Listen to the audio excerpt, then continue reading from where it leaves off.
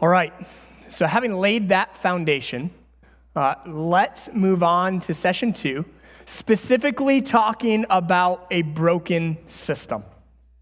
Because likely, one of the things that you're feeling when you look at a list like we just made is, I don't have a clear or effective enough system to be able to do that to the level that matches the level of my vision or the level of potential of my people. So as you start to think about this, I want to start by asking the question. I want to interact with you as a group and whiteboard some of your answers. So I want to start by asking the question, why did you get into ministry? Why did you get into ministry? What was it that made you say, I'm surrendering my life to serve God? To be a pastor, a missionary, a leader, a deacon, small group leader. Why did you get into ministry? What was it for you? Okay, so God planted the need in your heart. You had a burden for that need. That's good. What else? Why did you get into ministry? Calling. Okay, absolutely. There was a calling in your life. Good. What else? I'd say an overpouring of gratitude. Okay, so it was a gratitude. Okay, I saw another hand back there in the red shirt. Yes, ma'am. Can I use a red marker? Yeah, let me see what I can do about that. Absolutely. All right, so far we have need, calling, gratitude, and all future answers will be recorded in red. How about that? All right, cool. What else? Why did you get into ministry? Okay, to share what you love about Jesus with others. Good. What else? Okay, so you were discipled. You got into ministry because you were raised up through that discipleship. Okay, good. Yes, ma'am. What was that, because of teenage? Okay, so because of your teenage life. And all of us have significant defining moments that God uses in our lives in specific seasons, for sure. Yes, ma'am. Yeah, absolutely. So that desire to reach others, to share Jesus, we could even take it a step further and call it gospel burden. Absolutely. How about 3 more? Because the workers are few. Okay. All right. How about 2 more? Yes, ma'am.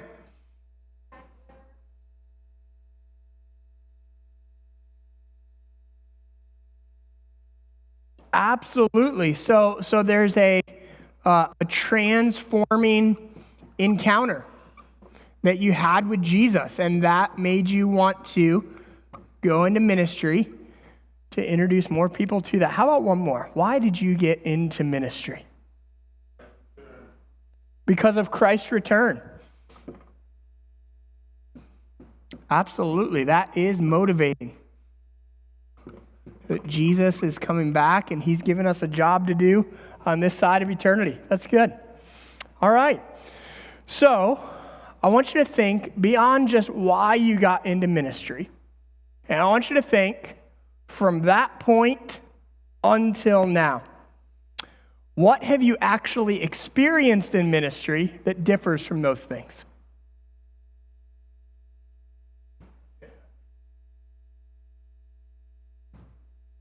All right, beyond the chuckles and the smirks, and there are things that very quickly come into your mind.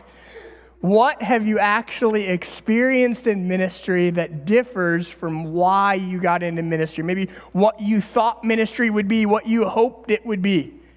Running a church. All right, running a church. Crazy people. Crazy people. Okay. What else we got? Disappointments. Yeah, pain. Okay, so disappointment. Somebody just said raising money.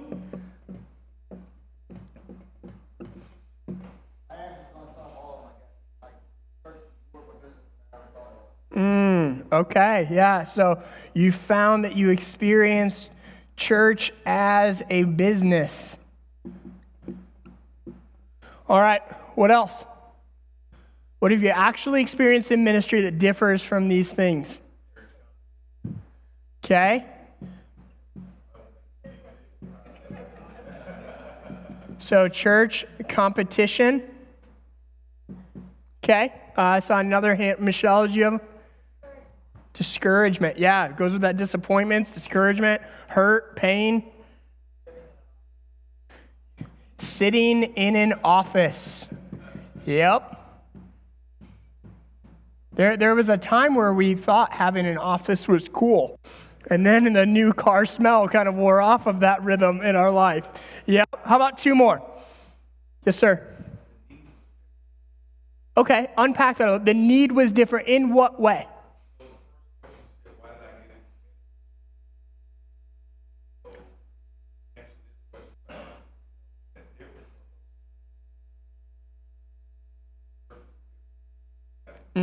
Yeah.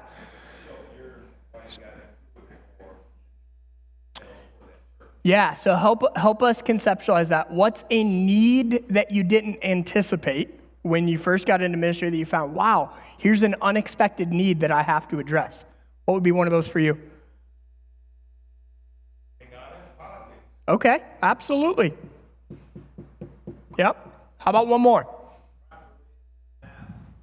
Okay, yep. And we could probably go broader than just mask wearing and just say social issues. So many of them, fill in the blank with a lot of different things. Okay, so having listed those things out, let's talk about current realities in the American church. Because each of us walk in here today with realities that we are feeling and facing in ministry. Let's think first of realities being felt. Here are some of the realities being felt by pastors and leaders like you and like me. For some, maybe you're feeling this pressure where you find yourself spending more time preparing to do ministry than actually doing ministry. Maybe you feel as if in this season you're working twice as hard for half the results. Maybe, as we listed, you feel yourself being overwhelmed by the rapidly changing needs in the cultural landscape with politics, racial tensions, gender and sexuality, the digital age, lack of church engagement, just to name a few. Maybe you find yourself feeling deeply discouraged and maybe even disillusioned by the animosity that you've encountered between church members and or leaders. Maybe you haven't told anybody this yet, but you find yourself questioning whether you want to keep going in ministry and whether or not you have what it takes to lead through the change that you see around the corner. Maybe you found yourself really burned out by all that you and your family have had to weather in these past few years. And maybe all of these feelings that are churning inside of you ultimately produce a feeling of growing cynicism within you, where any glimmer of hope is quickly squelched out by a pervasive, cynical thought, why even try anymore?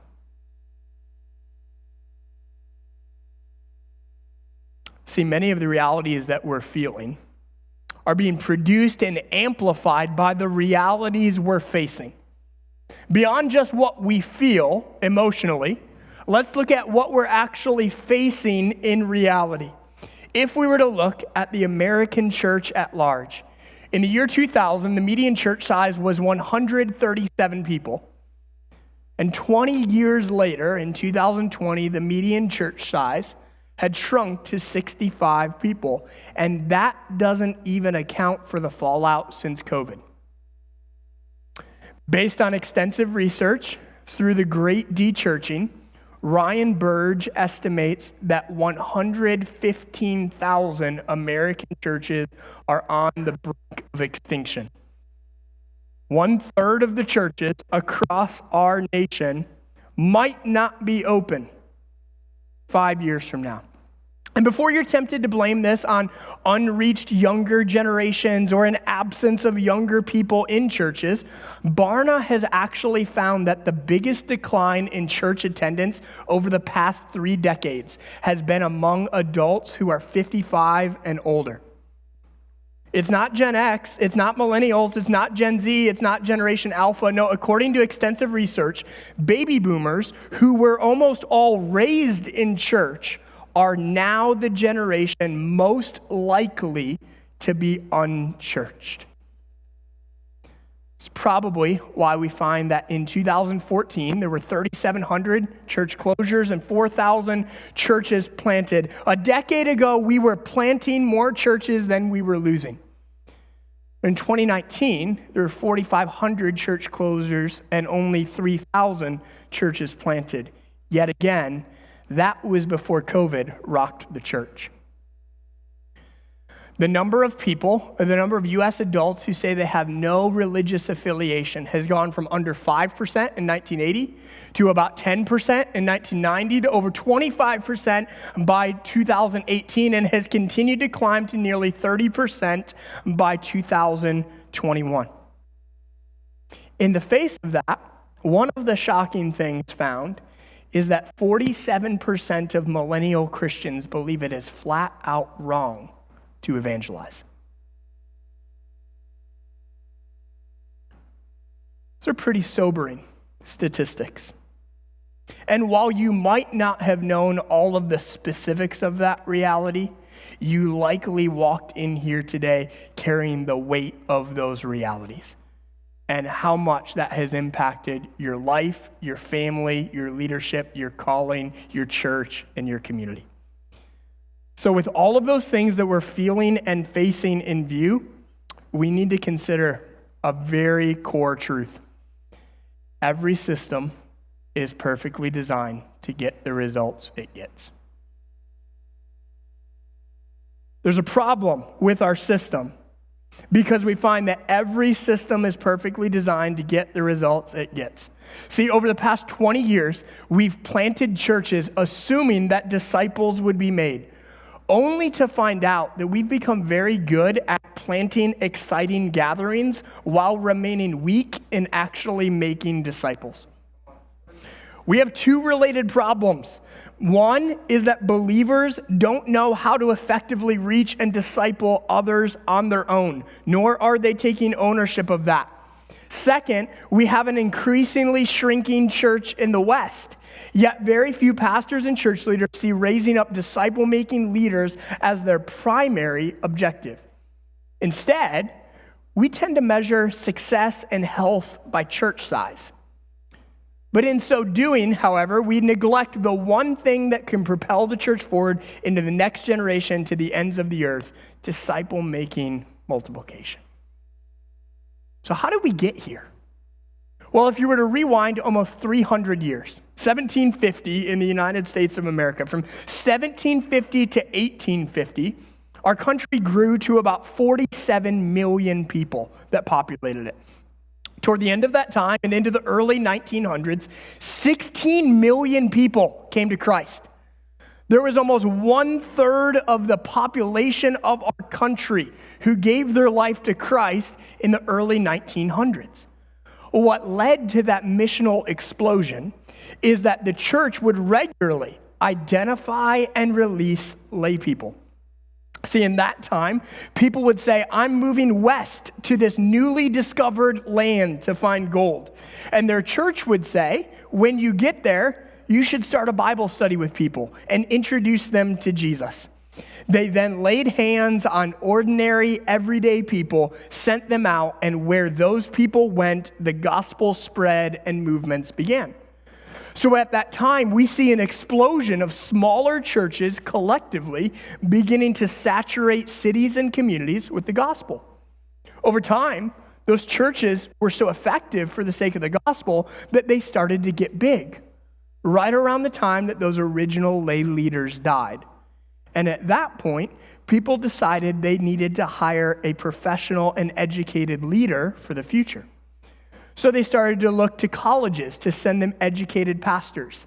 And the more this progressed, the more professionalized ministry became. Until we arrive at 1950, which was a watershed moment in the history of the church in America. Since 1950, the percentage of Christians in America began steadily declining, which has continued now for 74 straight years. More recently, there has been a sharp decline as 40 million people have stopped attending church in the past 25 years. Here's what that means.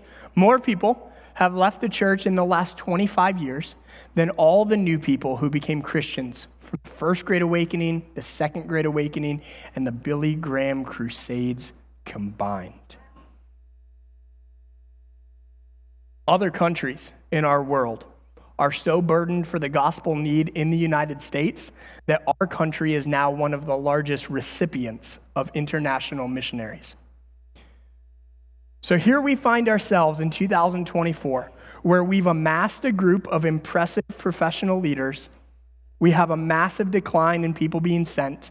We have a disciple-making crisis and a huge gospel regression in our lifetime. Fast forward from 1950 to most recent history, we all know that COVID revealed a lot of ugly and dysfunctional things about the church in America.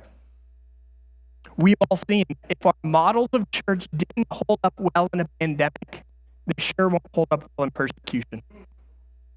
Beyond that, just one change to the U.S. tax code would significantly impact our high overhead, staff-driven, building-centric models of church. See, although there are some good and godly strengths within the American church at large, I'm increasingly concerned that we've built a system that's made us good at a whole lot of things, while remaining incredibly weak at the central thing Jesus told us to do: make disciples. See, today's American church is filled with leadership gurus, compelling communicators, deep theologians, thought-provoking authors, organizational architects, and developmental strategists. But we've grown very thin on leaders and people who are reproducing disciple makers that have multiple generations of disciple makers raised up beyond them. That could be because in America, we've believed the lie that ministry should primarily be about building bigger, better, faster ministry machines. And if you've adopted that operating system of success in ministry, you have to honestly ask, how many of the dozens, hundreds, and thousands of people attracted to the church have ever become disciple makers in the years and decades they've been there? If they haven't, we've likely created a system that has produced spiritually codependent people who don't function in healthy ways apart from the systems, structures, and scripts of our church. See, we don't just need churches to grow. We ultimately need churches to multiply by multiplying disciple makers. So let's observe an example of this. There's a pastor by the name of Galanos who planted Experience Life Church in Lubbock, Texas. In their church's first 10,000 years, they grew to 10,000 people, primarily because of gospel fruit. In that first decade, they saw 6,756 baptisms as a large attractional multi-site megachurch. Well, in his book, From Megachurch to Multiplication, Chris shares that their team started to become especially burdened for the lostness of their region. And specifically, he started to wrestle with the concept that missionaries overseas are desperate to see entire people groups come to know the Lord, not just plant and grow churches. So he started wondering, if that's what they're burdened for there, isn't that what we should be burdened for here as well? Well, that started to change their vision toward one of gospel saturation, giving every man, woman, and child in a geographic region repeated opportunities to see, hear, and respond to the gospel of Jesus Christ. And at that point, having that shift in burden, that shift in vision, that shift in strategy, they made a bold goal. Beyond just reaching 10,000 people in their first 10 years, they started to ask, what would it take to reach 1 million people in the next 10 years? Because if we compare ourselves against all of the churches that are smaller than us, we feel really successful. But if we compare our 10,000 people against the lostness of our geography, we have a lot of work left to do.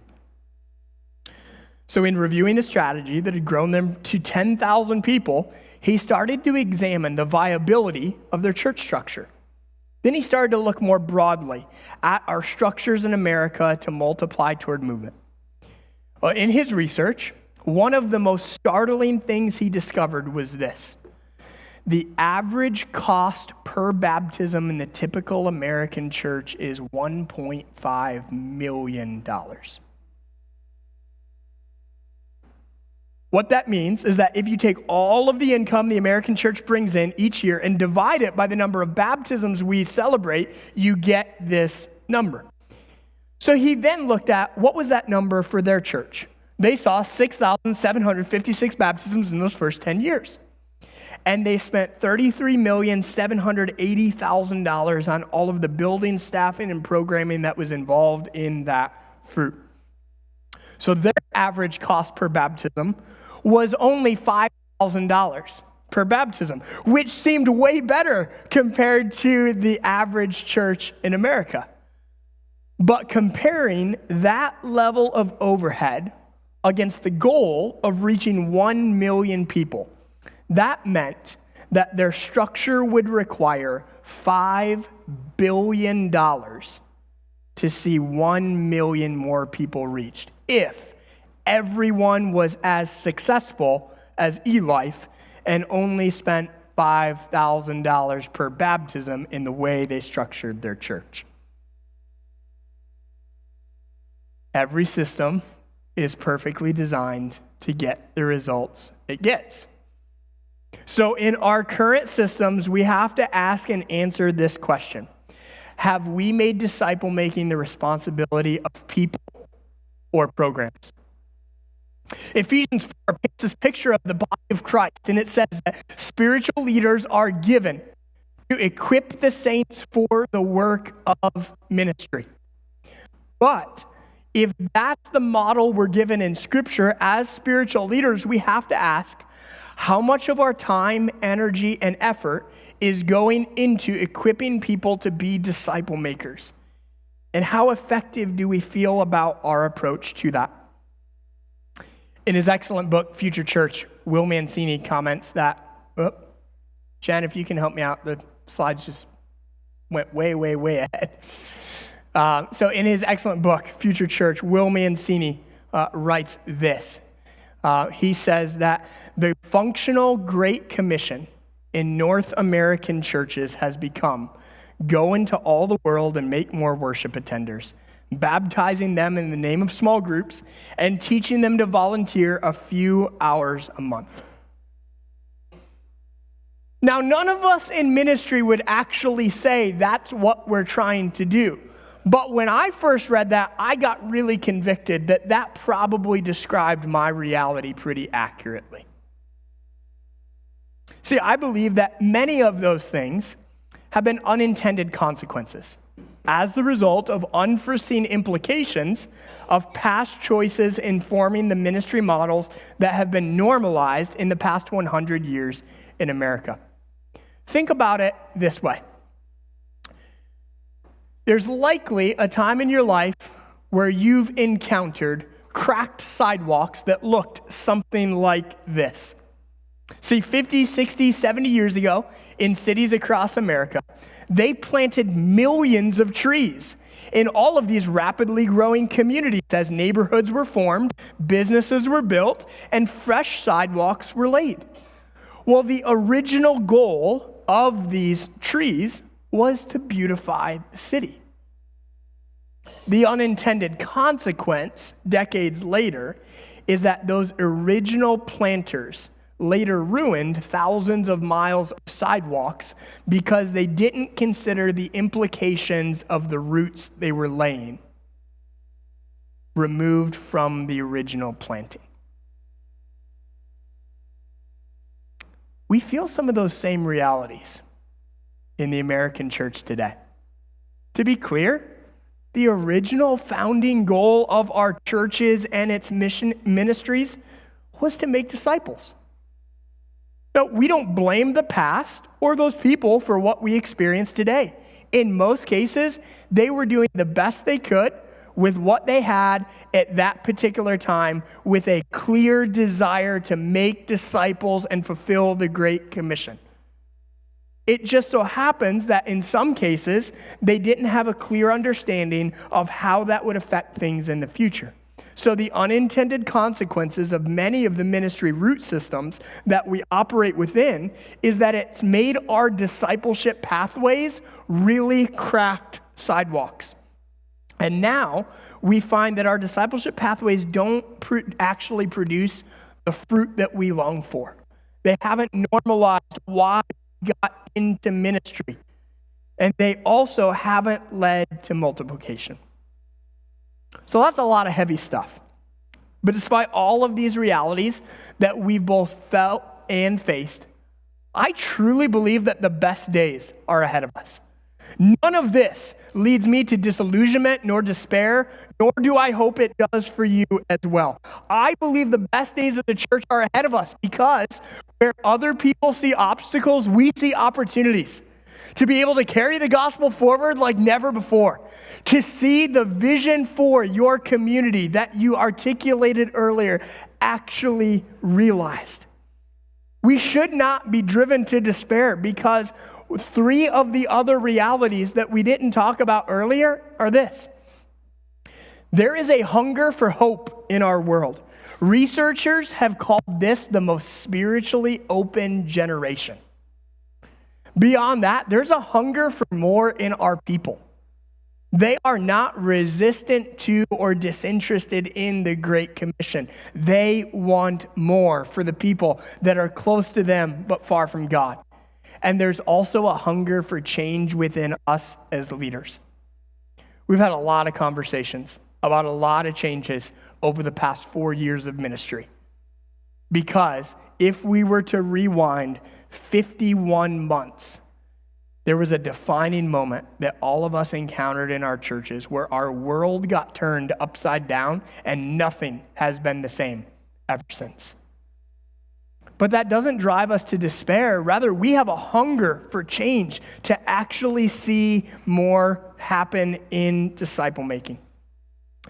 See, the best futurists are the best historians. So the reason why we took the time to dig into all of this is because before we can move forward effectively, we must be able to look back with clarity to make sure that we don't do the same types of things that produce the same types of results, just with a different lingo and a different logo.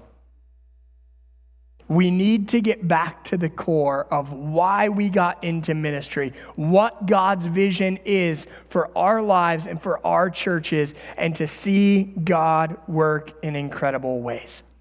See, I've felt and faced all of these realities just like you have.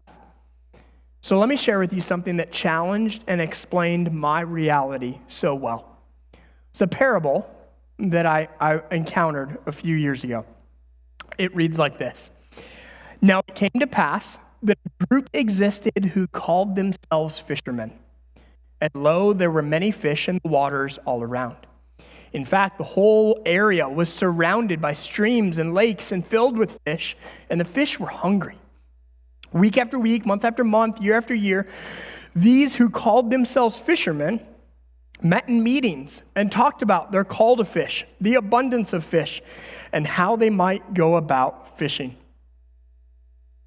Year after year, they carefully defined what fishing means, defended fishing as an occupation, and declared that fishing is always to be a primary task of fishermen.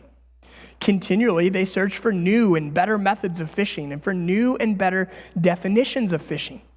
They created witty slogans and displayed them on big, beautiful banners. These fishermen built large, beautiful buildings called fishing headquarters. The plea was that everyone should be a fisherman and every fisherman should fish.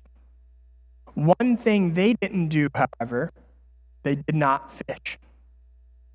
In addition to meeting regularly, they organized a board to send out fishermen to other places where there were many fish.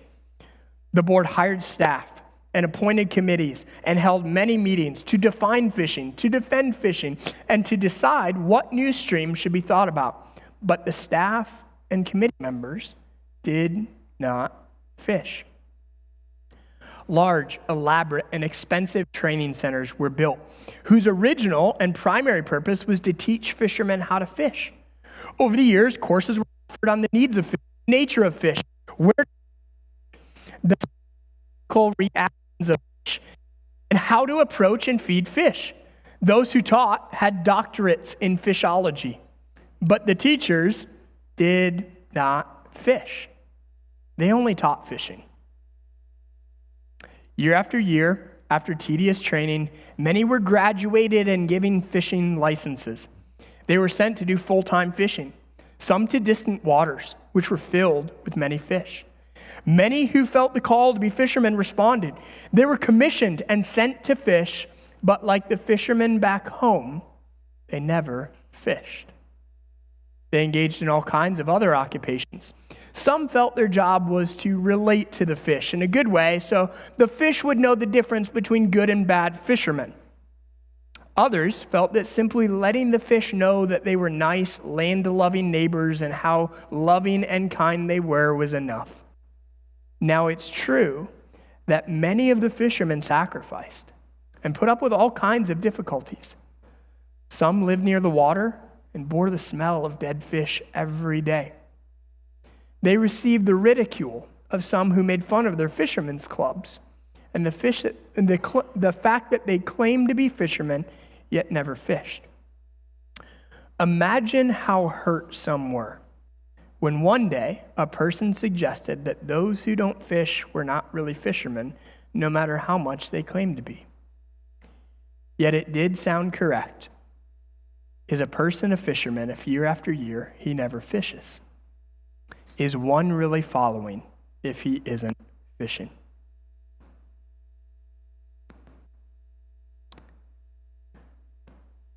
That parable gutted me to my core. It hit me really hard when I first encountered that.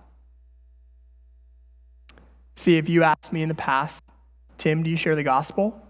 Have you led people to Christ? Do you disciple people? Well, yes, yes, and yes. Okay, so where and how does that happen? Well, in church ministry environments. Maybe somebody responded to one of my sermons, or a community member came to me for counseling, or I'm discipling eager church members who are first followers to our ideas. But here's the problem. That's not reproducible. Because my people would look at that and say, well, I'm not a pastor. I don't preach sermons.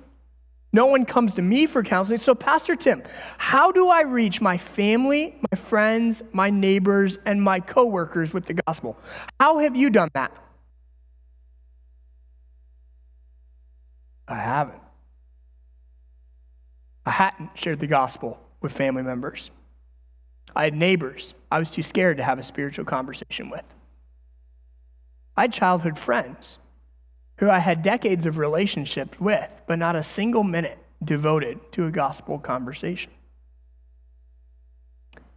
And at that moment, I realized that I'd become really good at responding to spiritually interested people while remaining really weak at initiating spiritual conversations with people who weren't starting the conversation with me. I wasn't having any of those conversations outside of a ministry context. Anything that came to me was because I was a pastor and because somebody connected with one of our church programs.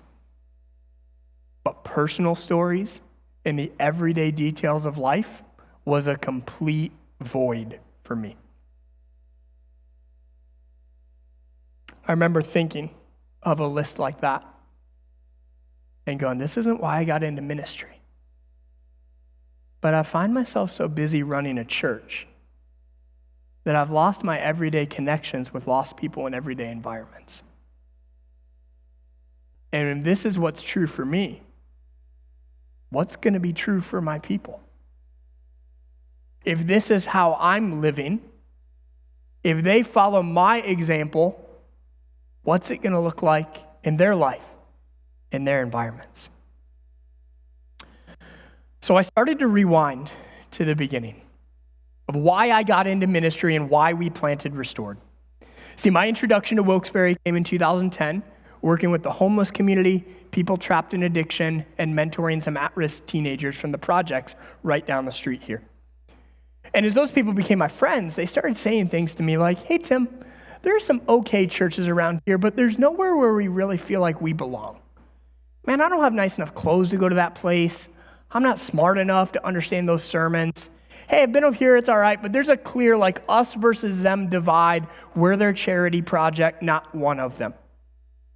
And 14 years ago, God broke my heart for the urban core of our city. Specifically, for those who were trapped in poverty and trapped with a disadvantage to gospel presence. And so I teamed up with some friends to pursue that. And in 2012, Restored Church started with 4 of us in a living room. See, Wilkes-Barre is actually the 12th most post-Christian area in America. So when we started, we figured that this hard gospel soil would take a really long time to break. What we found is that surprisingly, God did something much bigger and much quicker than we would have ever imagined. From our grand opening in September of 2013 to today, we've never had a Sunday without new people. Found ourselves 8 years into ministry, and we had reached and baptized 140 people. And as exciting as it was to see so many people coming to Christ and so many people being rescued, it eventually got to the point where I found myself now so trapped in ministry logistics that I had drifted from the spiritual purpose that got me here in the first place. Then we started to look and say, okay, so in our church, we have the privilege of having a room full of people that are primarily first-generation Christians. And there's some radical life that Jesus has produced here. Jesus has saved people out of addiction and prostitution and gangs and prison and atheism and Satanism and everything else in between. And we started looking at all of the fruit that God was producing. Then we started to ask a question. Are we truly accomplishing our mission?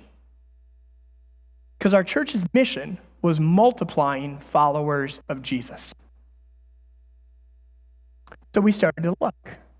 Of the 140 people that we've reached and discipled and baptized, plugged into a small group, became church members, some of them now a few years ago, how many of those people have ever been equipped to go reach and disciple other people?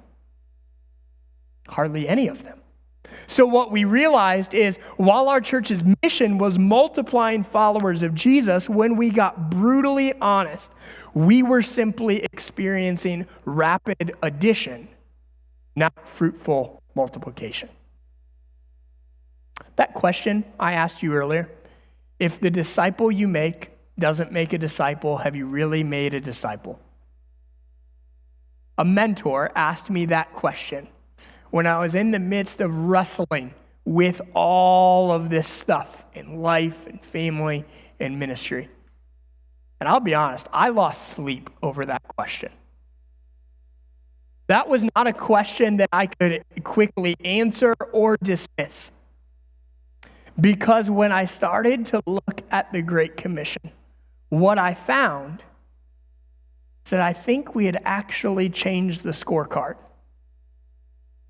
I think we were excited about a lot of initial fruit, but we didn't actually have a system that could move from addition to multiplication. It was at that point that I encountered the Timothy Initiative 3.5 years ago. And I can tell you that in TTI, literally been the best thing I've done in life and leadership in the last 14 years. It's changed so much in my personal life. It's changed so much for my family. It's completely transformed our church, and we're seeing effects in our community that go far beyond what's happening at one local church. So we've spent a lot of time asking some pretty deep questions. We've started to really consider the problem in our system. And I'm looking forward to telling you more about the changes that I made, the changes we made, how we see God working in and through those things. But I'm going to wait until after lunch to do that.